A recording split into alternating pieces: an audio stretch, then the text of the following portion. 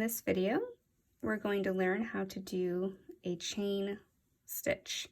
This will be the foundation for any of your crochet projects. This is the top part of the chain. You can see it has these beautiful V's. The back side of your chain has these little purl bumps here.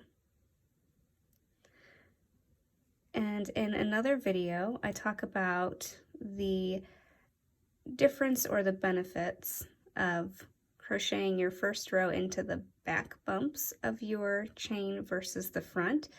Either one is correct. It just produces a little bit of a different look, and I feel like there are some benefits to doing it through the back chain. So when you're ready to start your actual crochet projects, you can go ahead and check out that video.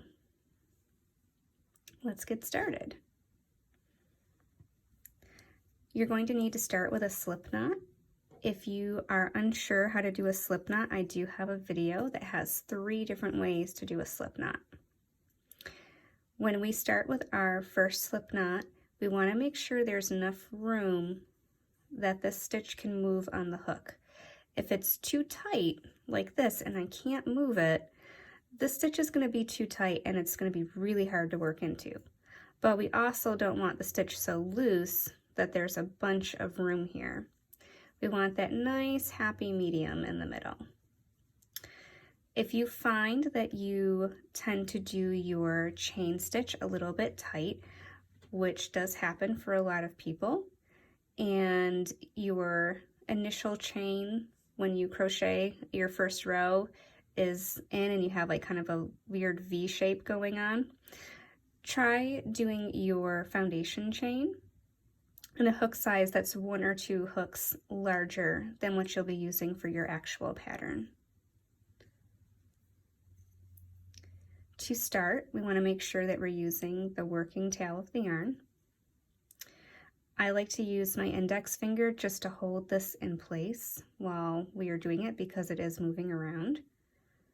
You're going to wrap from back to front or clockwise, then pinch the working yarn and the tail with your left hand, and I like to rotate my hook so it grabs that yarn and pulls it through.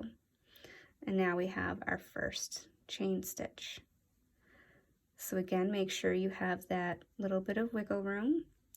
Wrap from back to front, pinch, and then I'm going to rotate my hook so I grab that yarn and pull it through. Wrap from back to front, rotate that hook and pull the yarn through. Wrap, pinch, pull through. Wrap, pinch, pull through.